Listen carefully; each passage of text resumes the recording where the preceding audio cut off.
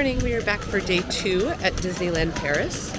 Today we are just primarily, I think we're only in the main park today. So we're gonna head on in. Mom's cough is acting up a bit more than normal today, so.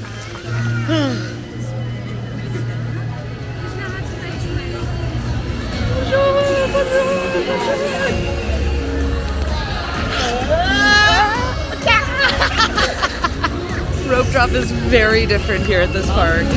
Car coming.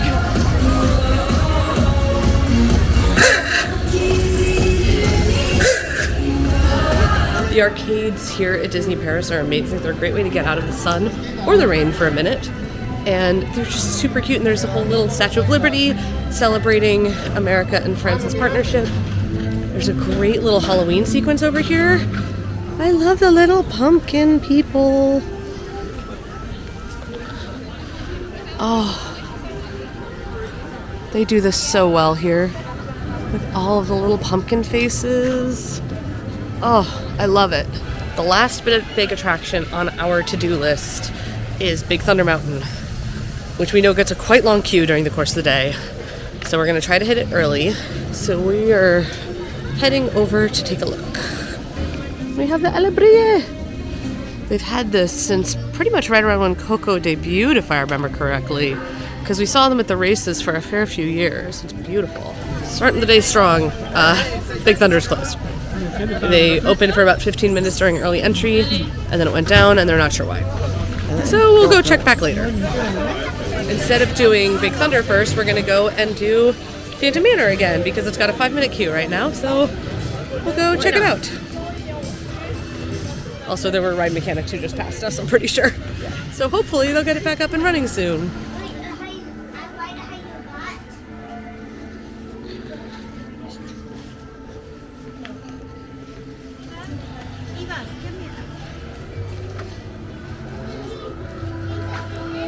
Won't say no to a walk on a Phantom Manor. Overlooking Thunder Mesa in the riverboat. Always love Phantom Manor. So there's so much story, so much more story to it than there is in any of the Haunted Mansions. Maybe there is now with the movie, but there's so much story built into Phantom Manor that you don't have to pull out of your rear end.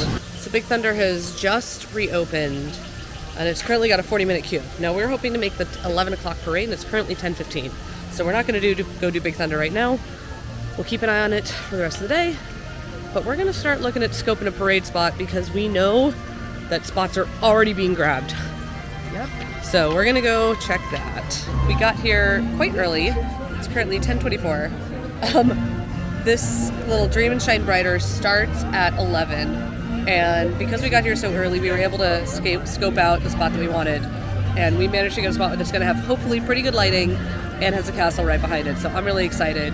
Should be a good show. I love the song that Disney Paris has for the 30th. It's just so fun and like, it's a bop. So I'm excited. Oh look! Everybody's dancing! Can we join you?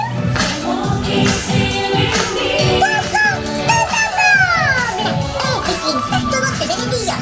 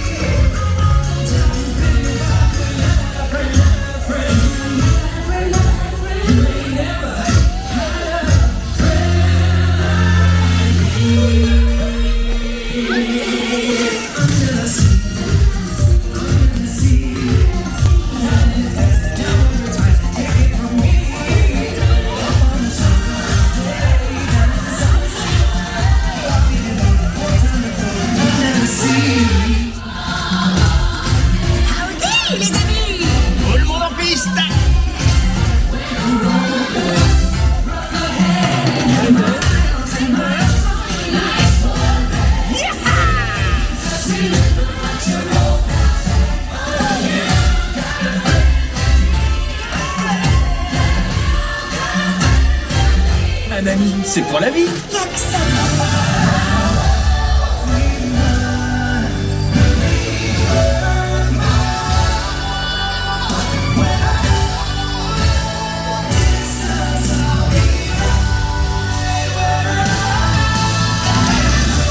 Vous avez un rêve? C'est le moment de les réaliser.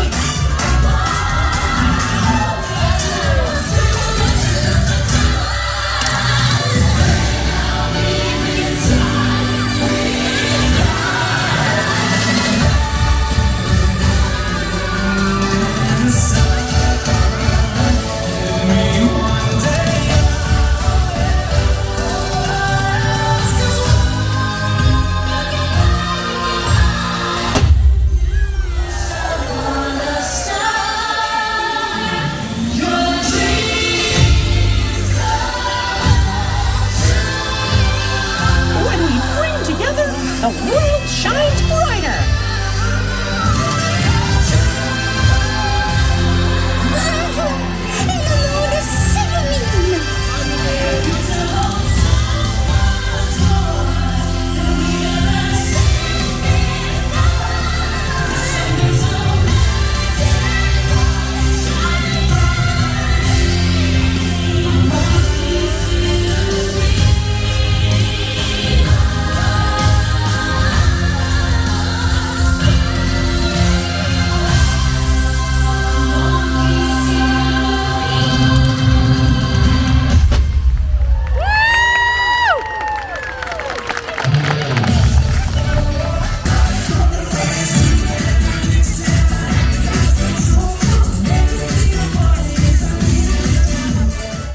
After watching the Dream and Shine Brighter show, we headed to Cafe Agrabah for lunch. It's our favorite buffet option at Disneyland Paris. The architecture and design is impeccable, and there are so many gorgeous and hidden details. The many small dining areas almost let you feel like you're getting lost in the alleys and streets. The menu is closer to Mediterranean in style and has a wide variety of hot and cold options, ranging from salads to cheeses and figs to carved meats and the gamut of desserts. Part of what I love about Cafe Agrabah is the food. The food always seemed so fresh and light, and just looking at all the items up there, I am going to gorge myself today because there's so much that looks good and there's so much I want to eat. So I'm trying to get like little tiny bits of each because I want to try almost everything.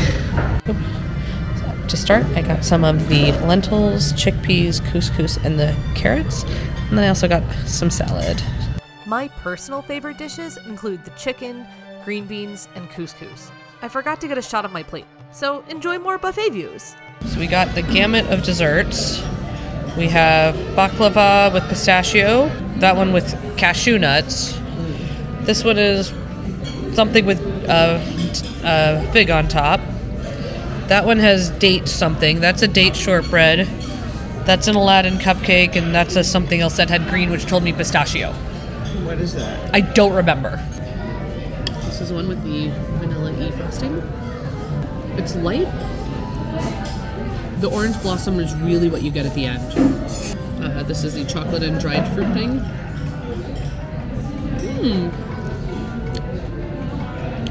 That's better than I expected. Okay, the green date pudding thing, fig on it.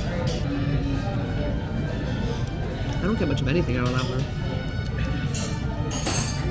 Okay, this is the cashew and phyllo dough. I feel like a chipmunk.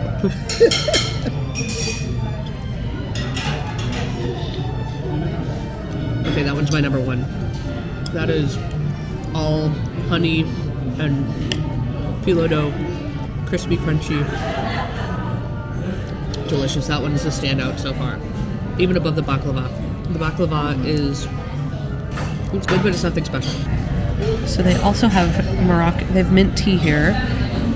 You ask for it when you pay, so you pay for it kind of up front. But it's really lovely, and it's a nice little way to finish your meal. Yeah, super cute little tiny glass. There's even a mint leaf in there. I don't know if you can see that. But it's very hot. It's very hot. So I poured boiling water on. Mint leaves, so Mint watch and- the fingies. So we had lunch over at Agrabah. Yay! Yeah, super lucky. We love Agrabah. The food, the main courses and the starters are exceptional. Although I will say we were a little disappointed by the desserts. They were either pretty dry or pretty flavorless or both. Yeah. The mint tea is an additional €5, but it's super worth it. We love it. It's a great way to finish your meal, and it's basically our dessert there. Yeah. So that's what we'd recommend. It's sweetened. It is sweetened, but it's really, really good. We highly recommend getting and adding on the mint tea if you go and do Cafe Agrabah. And we would highly, highly recommend Cafe Agrabah for a main course and for a meal in general. It's €40, and everything on there that I had pretty much was good. The lentil salad was fantastic. The chickpea salad was also really good, really well spiced. The chicken was better than the chicken at Silver Spur, I thought. You liked the lamb. You got the lamb. Mm-hmm. Pretty much everything we had was like fantastic, except for the desserts. So again, that's our thoughts on Cafe Agrabah. We highly recommend it. We love it. We've taken several friends. None of them love it as much as us, so take our advice with a grain of salt. Yeah, good point. One other thing about the cupcake, because there was a super cute Aladdin cupcake. It did not have standard icing. They do something here called Kiri cheese, and you think it might be like a cream cheese ice cream. Yeah, that's what I thought it was. It was not cream cheese. Not cream cheese. It was cheese, and it was just caught me so far off guard, and I was very much not a fan. It was, I can safely say, the strangest cupcake I have ever tasted. So over here in Hyperion, there's a battery rental for mobile phones, so you can rent a way to charge your phone. How much is it? $4 for the first 2 hours, $10 for the day, or €10 for the day. That's not bad. Cafe Hyperion or Videopolis is another food place. We always find it open. Burgers, fries. Basic 90s theme park food. I love this statue so much. Wally is my favorite character design, and it brings me so much joy that he has a little spot here in Tomorrowland, and I love it. Unfortunately, during our days here, Space Mountain was down for construction, as you can kind of see the guys walking up the cannon right there. That doesn't mean it's not one of our favorites. It's such an incredible ride, although it is a little bit more intense than the ones from California. I mean, you start by being launched out of a cannon. That's where they shoot you out. That's cool to see that. For me, one of the standards of Disney Paris that we have to do every time, like doing People Mover at Disney World, is the Nautilus, just because it's so different. And here she is now. 70 meters long, 8 meters wide, 1,500 tons, made of steel plate, and a depth limit of 6,950 fathoms. Apparently she can go 50 knots. I don't know if I buy that. The Mystere Du Nautilus.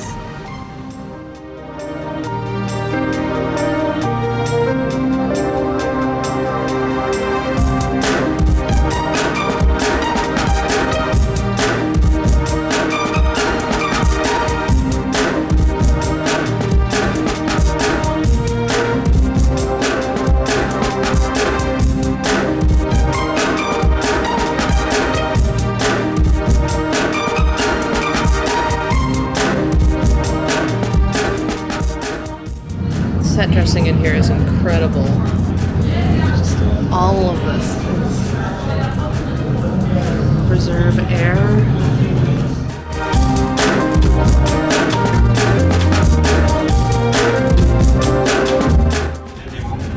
Open the viewport. Et des requins marteaux pour être précis. Ils chassent les raies normalement. En touchant leur tête, les requins peuvent capter les signaux électriques qu'elles émettent, même si elles sont cachées sous le sable. Perhaps these hammerheads have mistaken the electrical signals of the Nautilus and consider us prey. Unfortunately, today is not their lucky day.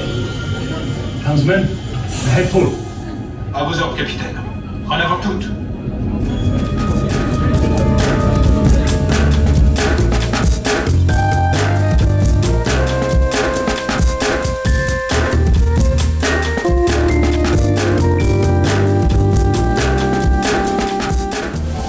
asking if the giant squid still makes an appearance.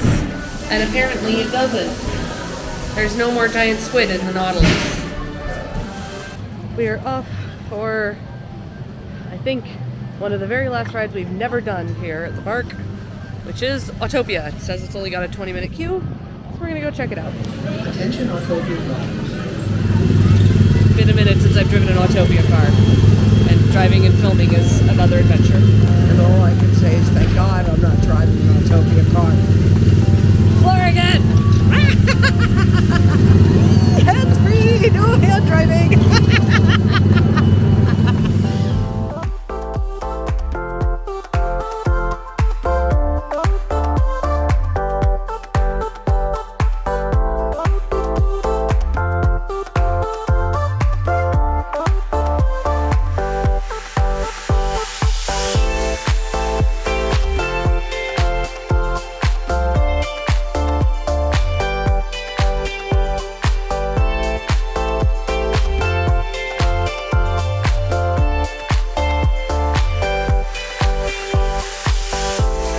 Safely say we've done Autopia. And I think we can also safely say we don't need to do Autopia again. These cars are hard to get out of, especially when you got a bad knee. And this is that kind of thing. So this is that cheese sponge cake. That is not cream cheese. That is actual, like, proper cheese. It's, I would not try that. There may not be a Mr. Toad ride here, but there is a Toad Hall restaurant. This is my favorite room because it has Ratty and Molly. Also, the wallpaper in here is amazing.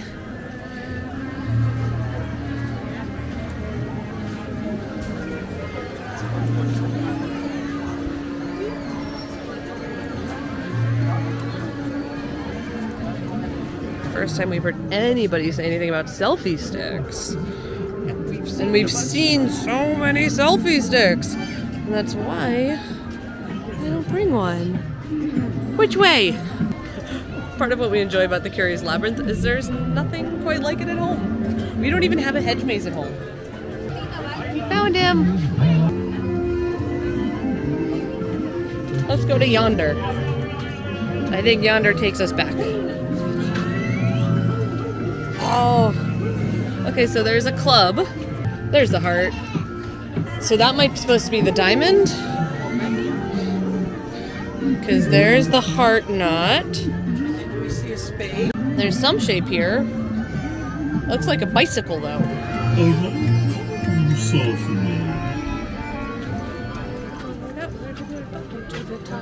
Never a beginning, I can never be a stop.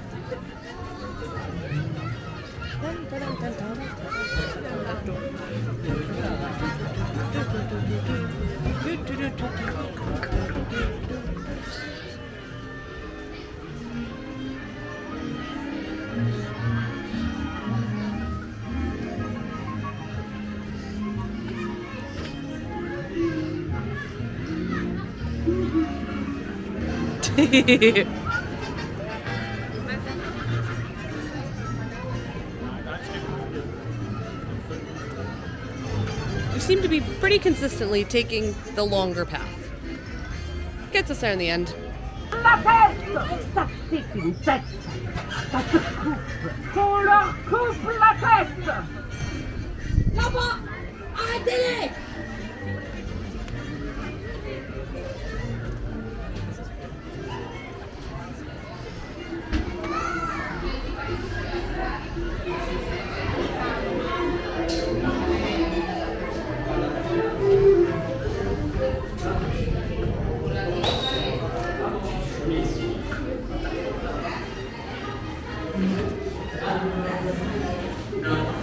The other little bit of history that they have here is that you can still go inside their castle, similar to California's.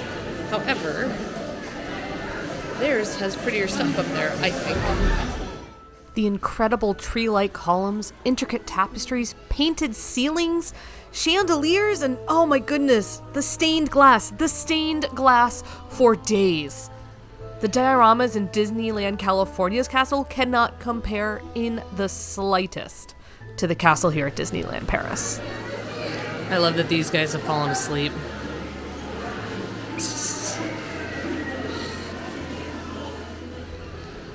Owls are massive. Oh, and from here you actually have a relatively decent view of the snails. You can actually see that there's snails up there. The thing that's currently boggling my mind is how much infrastructure you can see from this walk. Now, it's gorgeous. I love seeing it because I love seeing how things are built and things are engineered. But I am amazed that they have kept this open. Brambles on the door. So we head down to go see the dragon.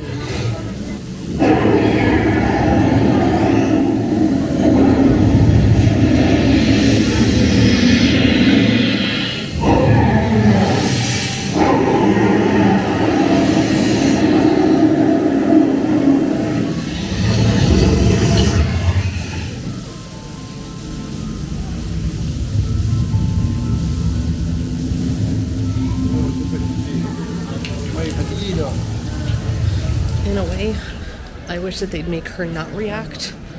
I'm glad that they don't have her specifically reacting to flash, but I wish that she would shut down or something when flashes go on, because the flashes are so bright and so distracting in there when people use their torches on their phones or their flashlights on their phones. It's so bright and it ruins the lighting effect. She's beautiful. The dragon underneath the castle here is one of the most amazing pieces here. But the family next to me started using their flashlights on their phones, and it just didn't have the same vibe. So please, when you go and see Taniere Du Dragon, the dungeon with the dragon, don't use your phone flashlight. Don't use flash. Just let it be. It's gorgeous on here. How many folks walk past this every day and don't notice the brambles and Diablo? We've gotten to see the dragon, we got to see the castle. Now we're gonna go find the popcorn stand. We got our popcorn. And apparently we're gonna watch the parade because the parade's in 10 minutes. And we saw a bunch of people lined up and we're like, well, we're here, we might as well. And there's popcorn.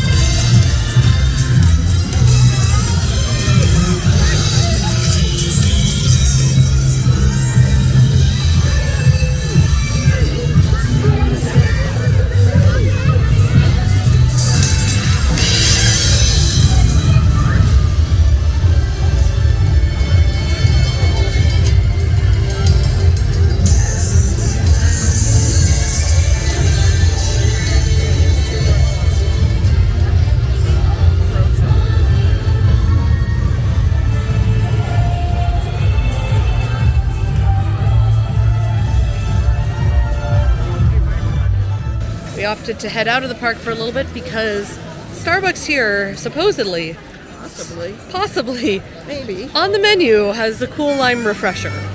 And the Cool Lime Refresher I discovered 11 years ago, and it was my favorite Starbucks drink ever, and they don't have it in the States anymore, but they have it on the menu here. So we're gonna see if they actually have it in stock. And if they do, I'm gonna be a very happy camper. They had it. They had it. The real question is, how does it taste?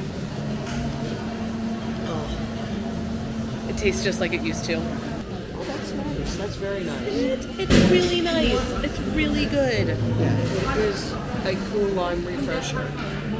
It's like, I'm so mad that the US market doesn't have these because it's amazing.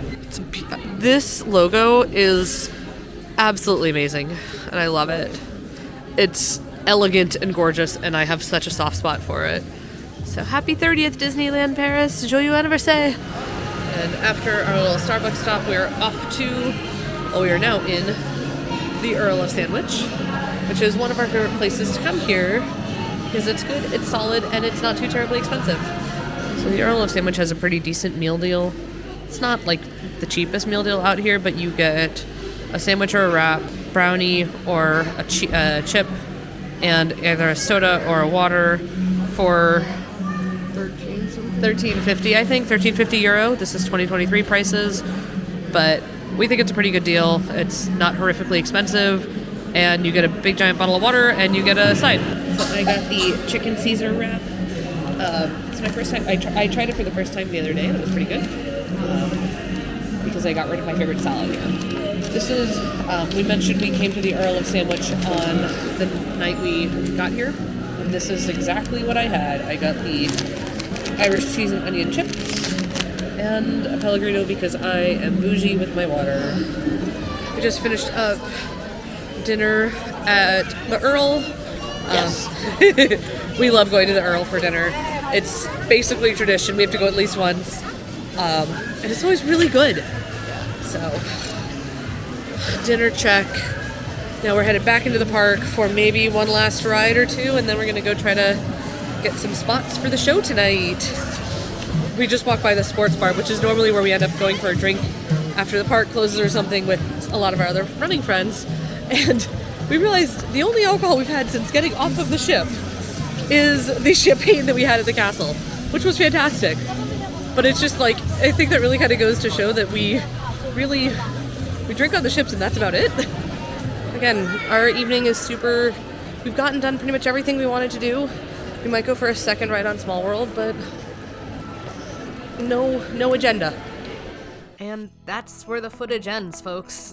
I can see from my file numbering system that there's supposed to be at least 30 more clips that I filmed of fireworks, last rides, our final thoughts, but unfortunately those files are missing.